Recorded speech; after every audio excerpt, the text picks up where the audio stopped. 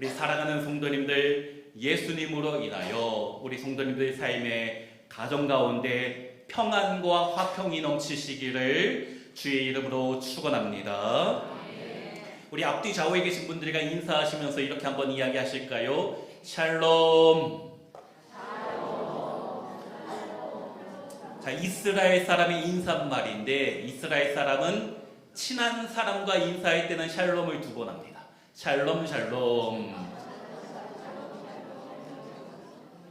자, 샬롬이 무슨 뜻입니까? 평화, 화평이란 뜻이지요. 이스라엘 사람이 왜 하필 샬롬이라고 인사를 할까요? 그들의 삶에 평화가 없기 때문에 그렇게 인사하는 겁니다. 우리 성경 역사를 보시면은 전쟁이 끊이지 않았던 것이 이스라엘 유대인의 삶이었지요. 그래서 평화가 있기를 바라는 마음으로 인사했던 것입니다. 우리나라 인사말이 무엇이 있습니까? 안녕하세요가 있고, 또 처음 만나는 분에게 또 안녕하세요 인사하고, 식사하셨나요? 라고 인사할 때도 있지요. 왜 밥 먹었는지를 왜 물어봅니까?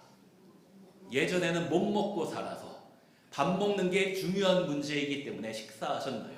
밥 사줄 것도 아니면서 밥 먹었는지 꼭 물어봐왔습니다. 요즘도 결혼식 갔다가 이제 뷔페 갈 때 우리 성도님들 저를 보시면 목사님 많이 드세요 그러시는데 많이 먹으면 안 되거든요. 살이 많이 쪄서 하여튼 우리 권사님들 때문에 제가 살쪄가지고 문제가 많습니다. 저한테 많이 먹으라고 하지 마시고 그냥 맛있게 먹으라 해주시면 됩니다. 저를 살찌게 만드시는 것이 죄입니다. 또 어떤 인사합니까? 안녕하세요. 안녕. 밤새 안녕하셨습니까? 왜 이런 인사합니까? 밤새 돌아가신 분이 우리 예전에 많았기 때문에 안녕을 물었던 것이지요. 이 안녕도 히브리어 샬롬과 비슷한 단어입니다.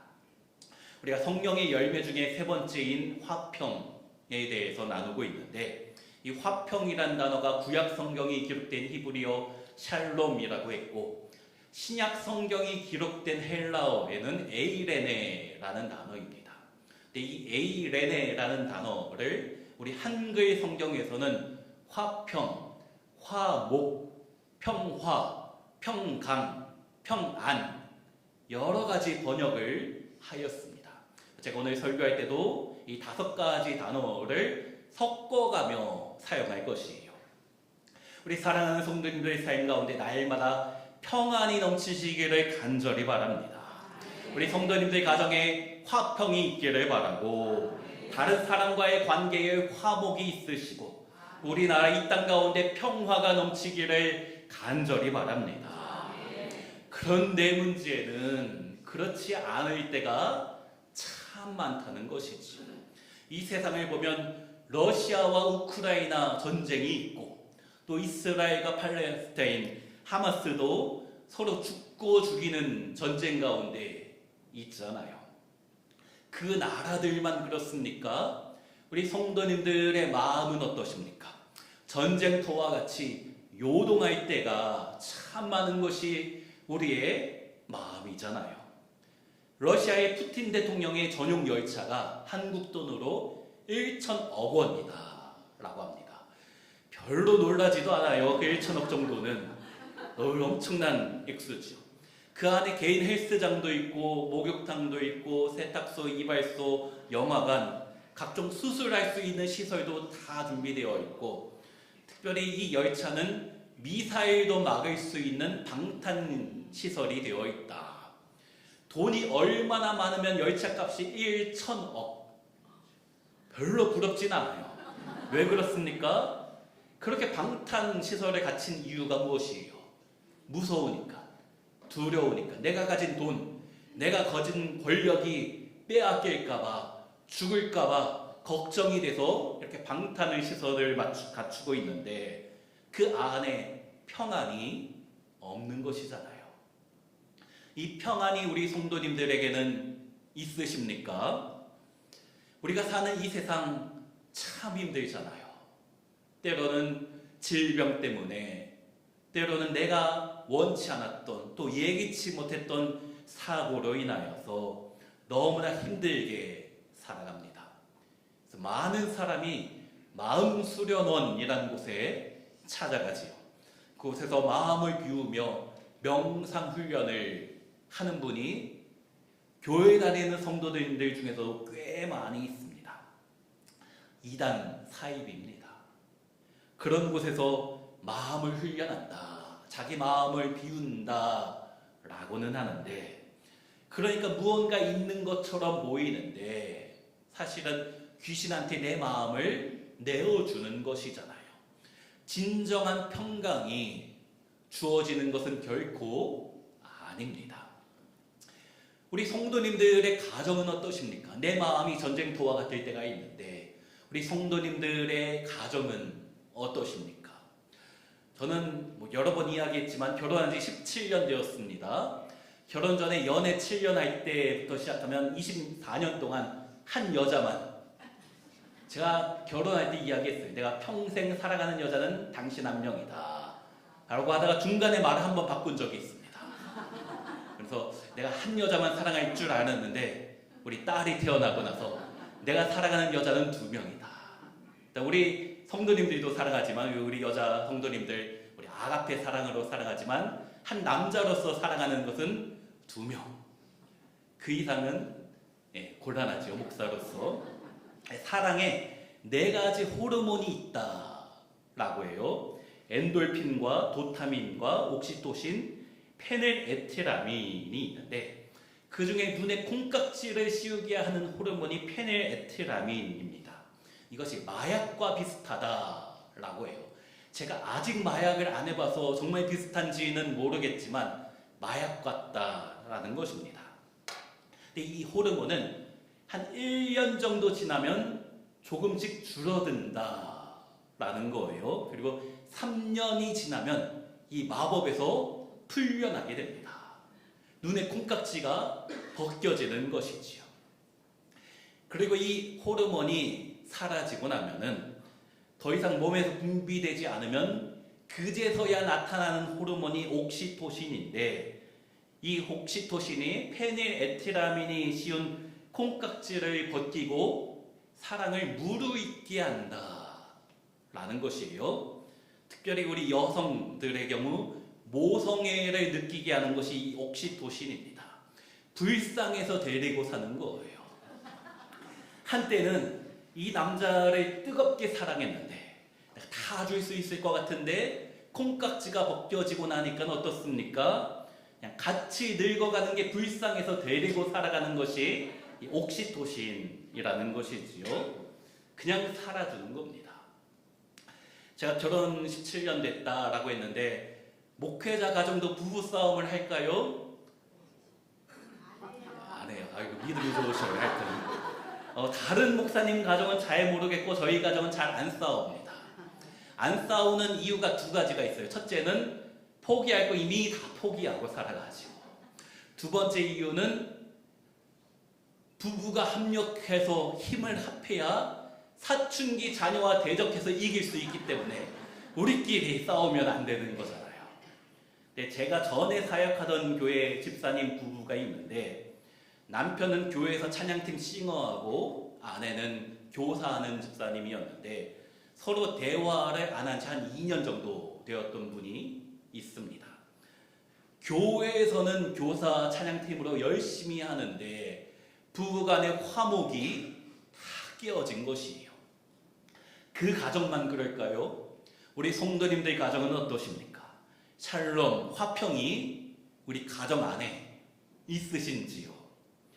물론 에이렌에 이 평화가 있는 가정도 있으시지만 오늘날 수많은 가정 가운데 이것이 깨진 가정을 우리가 너무나 많이 또 쉽게 찾아볼 수 있는 것이지요.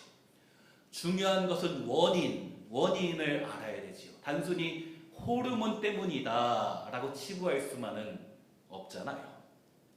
성경은 모든 깨어진 관계의 문제는 죄 때문이다 이야기하지요.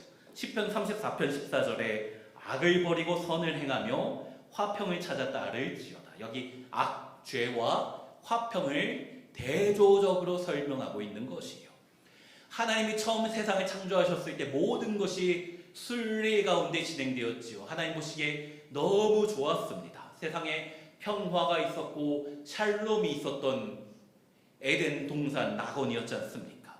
인간은 하나님과 화목을 누리며 하나님과 교제하며 즐겁게 살았는데 어느 날 죄가 인간 가운데 들어온 것이지요. 선악을 알게 한 나무의 실과를 먹고 나서 죄가 들어오니까 하나님과 인간의 관계가 깨어진 것이잖아요. 이렇게 하나님과의 화평이 깨지자 아담이 자신이 벗은 것이 부끄러워졌다. 부끄럽다라는 것은 내면의 평안이 깨어진 것입니다. 그리고 부부간의 사랑의 화평의 마음도 깨어지고 말았지요. 하나님이 아담에게 왜 선악과 먹었냐라고 하자 저 여자 때문에 저 여자가 문제다라고 책임 전가하였지 않습니까? 내 살 중에 살이요 뼈 중에 뼈다라고 하였던 그렇게 사랑했던 여자 미워지기 시작한 것입니다. 또 형제 관계도 깨어지고 말았지요. 아담과 하와의 아들이었던 가인이 동생 아벨을 죽였잖아요. 죄로 인하여 하나님과 나와의 관계가 깨지니까 부부 관계도 깨어지는 것이고 부모 자녀와의 관계, 형제와의 관계, 이웃과의 모든 사랑의 관계가 다 무너지고 마는 것입니다. 모든 불화의 원인은 죄 때문이다. 내가 이 남편이 이 아내가 왼수처럼 느껴진다. 내 안에 죄가 있지 않은가 생각해 보아야 하는 것이에요. 로마서 5장에 보니까 그러므로 한 사람으로 말미암아 죄가 세상에 들어오고 죄로 말미암아 사망이 들어왔나니 이와 같이 모든 사람이 죄를 지었으므로 사망이 모든 사람에게 이르렀느니라. 아담의 죄, 한 사람 아담의 죄로 인하여 모든 관계가 깨어지고 만 것입니다. 그러면 이 문제 어떻게 해결해야 될까요? 그 바로 앞절인 11절에 그뿐 아니라 이제 우리로 화목하게 하신 우리 주 예수 그리스도로 말미암아 하나님 안에서 또한 즐거워하느니라. 죄로 인하여 깨어진 모든 것을 회복시키기 위하여 화목해 하기 위하여 누가 오셨습니까? 예수 그리스도 우리 주님이 오신 것이지요. 그 예수님으로 인하여 이 세상에 있는 모든 깨어진 것들, 상처 있고 갈등 가운데 있는 것들이 예수님으로 인하여 화목하게 된 줄로 믿습니다. 이 세상에 있는 평화가 어떤 것입니까? 예수님 당시 세계를 지배하였던 로마 제국이 있지요. 팍스 로마나 로마 제국의 평화란 뜻인데 이것은 그들만의 평화였습니다. 로마가 힘으로 자신들만 평화를 얻게 된 것이지요.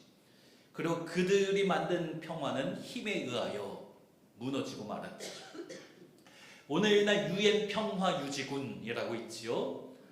평화를 유지하기 위한 군대이다. 총칼을 들고 평화를 만든다는 것이 사실은 모순이잖아요. 진정한 평화는 힘으로 총칼로 이루어지는 것이 아니고 어떻게 가능합니까? 예수 그리스도 주님이 계시면 그곳 가운데 사랑이 싹트게 되고 희락이 싹트게 되고 화평이 만들어지는 줄로 믿습니다. 그것을 위해 우리 예수님 오신 거예요. 이사야 9장에 이는 한 아기가 우리에게 낳고 한 아들을 우리에게 주신 바 되었는데 그의 어깨에는 정사를 메었고 그의 이름은 기묘자라 모사라 전능하신 하나님이라 영존하시는 아버지라. 또 무엇이라고 합니까? 평강의 왕이라. 우리 예수님 평강의 왕, 샬롬의 왕으로 이 땅에 오신 것입니다. 우리 가운데 사랑을, 화평, 화목, 내면 안의 평강과 평안을 회복시켜 주기 위해서 이 땅에 오신 줄로 믿습니다. 그리고 그 다음 절, 그 정서와 평강이 더함이 무궁하며 또 다윗의 왕자와 그의 나라에 군림하여 그 나라를 굳게 세우고 지금 이후로 영원히 정의와 공의로 그것을 보존하실 것이다. 만군의 여호와의 열심히 이를 이루시리라.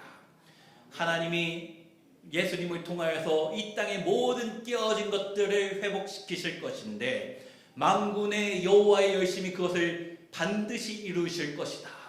우리 가정 안에 부부관계 가운데, 부모 자녀의 관계 가운데, 교회 안의 성도들끼리 또 교회 밖의 세상에서의 모든 깨어진 가운데 하나님께서 만군의 여호와의 열심으로 반드시 회복시켜 주신 줄로 믿습니다. 그 하나님이 어떻게 평화를 주시는가? 죄의 문제로 모든 샬롬이 깨졌으니 이 죄 문제 해결해 주시는 것이지요. 예수님을 통하여서 이사야 53장 말씀 우리가 잘 아는 말씀 함께 읽습니다. 그가 찔림은 우리의 허물 때문이요 그가 상함은 우리의 죄악 때문이라. 그가 징계를 받음으로 우리는 평화를 누리고 그가 채찍에 맞음으로 우리는 나음을 받았도다. 우리 예수님께서 십자가에서 죽으심으로 우리 죄와 허물, 원죄와 자범죄가 씻음받고 용서받는 줄로 믿습니다. 또한 우리 마음에 평화가 주어지는 것이요. 예수님이 징계받으심으로 우리 마음에 있는 갈등이 평화가 나타나게 되는 것이고 모든 깨어진 관계가 화목하게 될 줄로 믿습니다. 또 그가 채찍에 맞으심으로 우리는 나음을 입었도다. 우리 예수님 십자가의 사랑으로 우리 깨어진 우리 육신 가운데 모든 질병으로부터 나음받고 치유받게 될 줄로 믿습니다. 죄의 문제만 해결되면 모든 것이 하나하나 해결되고 마는 것입니다. 반드시 이루어질 줄로 믿습니다. 그러면 이것을 믿는다면 이제 우리는 어떻게 살아야 되는가? 이것을 믿는 우리가 어떻게 살아야 되는가? 하나님과 나와의 관계가 예수님을 믿음으로 죄의 문제로부터 해방되고 하나님과 화목하게 되었으니 이제 나 역시 하나님과의 관계가 화목하게 된 것처럼 나와 다른 사람과의 관계가 하나씩 차근차근히 풀려져야 되는 것인 줄로 믿습니다. 우리가 잘 아는 고린도후서 5장에 그런 중 누구든지 그리스도 안에 있으면 새로운 피조물이라. 이전 것은 지나갔으니 보라 새 것이 되었더라. 우리 사랑하는 성도님들, 예수 그리스도로 인하여 예수님의 믿음으로 새 사람이 되셨습니까? 그러면 어떻게 살아야 됩니까? 그 다음 절 18절과 19절 모든 것이 하나님께로 났으며 그리스도로 말미암아 우리를 자기와 화목하게 하시고 또 우리에게 화목하게 하는 직분을 주셨으니 곧 하나님께서 그리스도 안에 계시사 세상을 자기와 화목하게 하시며 그들의 죄를 그들에게 돌리지 아니하시고 화목하게 하는 말씀을 우리에게 부탁하셨느니라.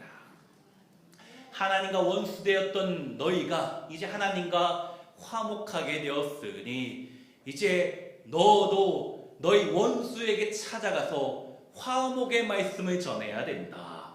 화목하게 한 직분을 받은 자답게 나와 깨어진 관계를 반드시 회복시켜야 될 줄로 믿습니다. 우리 이사야 52장 말씀 함께 읽을까요? 좋은 소식을 전하며 평화를 공포하며 복된 좋은 소식을 가져오며 구원을 공포하며 시온을 향하여 이르기를 내 하나님이 통치하신다 하는 자의 산을 넘는 발이 어찌 그리 아름다운가. 내 원수 나에게 상처 주고 나를 힘들게 하고 물질적인 피해를 끼친 그 인간에게 찾아가서 평화, 화해를 공포하라. 주님이 말씀하시는 것이죠. 그것이 예수님을 닮은 우리의 모습이 되어야 될 줄로 믿습니다. 2000년 기독교 역사상 가장 잘못한 일이 무엇일까요? 기독교의 수치라고 생각하는 것. 가장 부끄러운 것은 십자군 전쟁 기독교라는 이름으로 십자가를 들고 군대를 이끌고 가서 이슬람에게 쳐들어가서 많은 살인을 저지른 것이에요. 표면적으로는 종교 전쟁이었지만 사실은 정치적인 욕심을 가지고 종교를 이용한 것입니다. 평범한 성도들의 신앙심을 정치 집단이 이용한 것이지요. 십자가를 들고 일으킨 그 전쟁 때문에 수많은 고아와 과부가 생기게 되었고, 씻을 수 없는 불신과 갈등이 해결되지 않는 문제가 생기게 되었지요. 그 역사는 끊어지지 않고 오늘날까지 수많은 테러 이어지고 있잖아요. 그런데 십자가를 걸고 그렇게 부끄러운 일을 했던 그 시대, 그 십자군 전쟁 시대에 한 사람이 이렇게 기도하였습니다. 주여, 나를 평화의 도구로 써주소서. 미움이 있는 곳에 사랑을, 상처가 있는 곳에 용서를, 분열이 있는 곳에 일치를, 오류가 있는 곳에 진리를, 의심이 있는 곳에 믿음을, 절망이 있는 곳에 소망을, 어둠이 있는 곳에 광명을, 슬픔이 있는 곳에 기쁨을 심게 하소서. 위로받기보다는 위로하고, 이해받기보다는 이해하며, 사랑받기보다는 사랑하게 하소서. 자기를 줌으로써 받고 자기를 버려 죽음으로써 영생을 얻기 때문입니다. 생명의 주 예수 그리스도의 이름으로 기도합니다. 아멘. 프란치스코의 기도이지요. 많은 사람이, 예수 믿는다는 사람이 칼을 들고, 한 손엔 칼, 한 손에는 십자가를 들고 수많은 약탈과 살인을 하고 있을 때에 한 사람이 이 평화의 기도를 주님께 하였던 것입니다. 이 평화의 전도자 우리 주님은 오늘 이곳에서 찾고 계십니다. 누가 이런 전도자가 되실 것입니까? 미움과 갈등이 있는 세상 가운데 우리 가정이 깨어지고 직장에서 불화와 다툼이 끊이지 않고 교회 안에서도 다툼과 갈등이 있는 이때에 하나님이 찾으시는 이 평화의 전도자 누가 되시렵니까? 내가 되어야 할 줄로 믿습니다. 트러블 메이커가 가득한 세상 가운데 누가 하나님의 마음을 가지고 화목을 만드는 피스 메이커가 되시렵니까? 복음 들고 산을 넘어 평화의 기쁜 소식을 전한 그 사람, 하나님이 찾으시는 한 사람, 내가 되어야 될 줄로 믿습니다. 내가 누구를 보내며 누가 우리를 위하여 갈고 할 때, 주님, 제가 여기 있습니다. 제가 이 깨어진 세상 가운데, 무너진 사랑의 관계 가운데 나를 사용하여 주시옵소서. 저와 여러분을 하나님께서 부르신 줄로 믿습니다. 먼저 하나님과 화목하게 된 내가, 죄사함 받은 내가, 은혜를 먼저 깨달은 내가 그런 일을 먼저 하는 것이에요. 은혜 받은 사람이 먼저 다가가 손 내밀고 화해하고 용서하고 은혜, 사랑 베풀어야 될 줄로 믿습니다. 내가 되어야 되는 것이에요. 내가 평화, 화평을 위하여, 이 열매 맺기 위하여 노력해야 되는 것입니다. 우리 성령의 열매 네 번째 시간인데, 첫째 주, 둘째 주, 셋째 주 항상 이야기한 것이 성령의 열매는 결단하는 것이다. 저절로 맺히는 것이 아니에요. 내가 결단하고, 그렇지, 내가 은혜 받았지, 내가 하나님의 사랑이 깨달았지, 내가 먼저 행동하는 것입니다. 그래야지 화평의 열매가 맺혀지는 것입니다. 그러면 내가 먼저 일하면 우리 가정이 샬롬의 도시인 예루살렘이 될 것이고, 우리 교회와 내가 속하여 있는 나의 동네, 직장이 평화의 도시인 새 예루살렘이 될 줄로 믿습니다. 언제 그러실 겁니까? 언제 하실 겁니까? 언젠가 되겠지. 시간 지나면 기분이 풀리겠지. 언젠가 화해되겠지. 그것이 아닙니다. 오늘 본문이었던 에베소서 4장 2절과 3절 함께 읽습니다. 모든 겸손과 온유로 하고 오래 참음으로 사랑 가운데서 서로 용납하고 평안에 매는 줄로 성령이 하나 되게 하신 것을 힘써 지키라. 다른 사람을 용서하고 용납하면서 평안을, 화평을 성령님의 능력으로 만들어가라 라고 말씀하시는데, 특별히 힘써 지키라 이야기하는 것이지요. 여기 힘쓰다 라는 단어가 헬라어 스푸다조인데, 이 스푸다조는 온 힘을 다하다 라는 뜻도 있지만 속히 하라 라는 의미도 있습니다. 바울이 디모데에게 네가 나한테 속히 오라 할 때의 이 속히가 같은 단어입니다. 이 에베소서 4장 2절과 3절 힘써 지키라, 평안에 매는 줄로 힘써 지키라는 것은 평안을 위하여서 지금 하라, 당장 하라, 언젠가 되겠지, 자연이 되겠지, 우리 깨어진 부부관계를 위해서 시간 지나면 어떻게든 되겠지 하는 것이 아니고 지금 하라, 주님이 말씀하시는 것입니다. 지금 해야 되는 것이요. 화평을 힘써야 되는데 속히 힘써서 해야 되는 줄로 믿습니다. 우리 마지막 마태복음 5장 23절과 24절 함께 읽습니다. 그러므로 예물을 제단에 드리려다가 거기서 내 형제에게 원망 들을 만한 일이 있는 것이 생각나거든 예물을 제단 앞에 두고 먼저 가서 형제와 화목하고 그 후에 와서 예물을 드리라.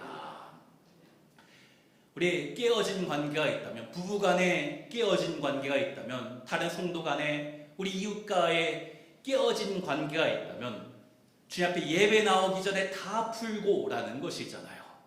다음 주 예배 때까지 못 풀면 예배 오지 마세요. 정말 안 오시면 큰일 나는데 그래도 오셔야 됩니다. 그래서 회개 기도하셔야죠.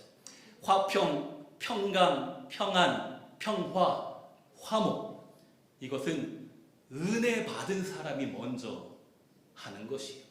내가 주님을 만났기 때문에 화평의 열매 맺도록 내가 속히 힘써 노력해야 되는 줄로 믿습니다. 하나님과의 수직적인 화평이 회복되었으니 우리 수평적인 화목의 관계도 반드시 회복되어야 될 줄로 믿습니다. 그리고 이 일을 내가 할 때에 그제서야 역시 예수 믿는 성도는 다르구나, 하나님의 자녀답다 일컬음받게 되는 줄로 믿습니다. 그러므로 오늘도 이 한 주도 주님의 사랑과 은혜 받은 자답게 세상에 나아가 평화의 복된 소식 전하며 승리하시는 우리 모든 성도님 되시기를 주의 이름으로 축원합니다.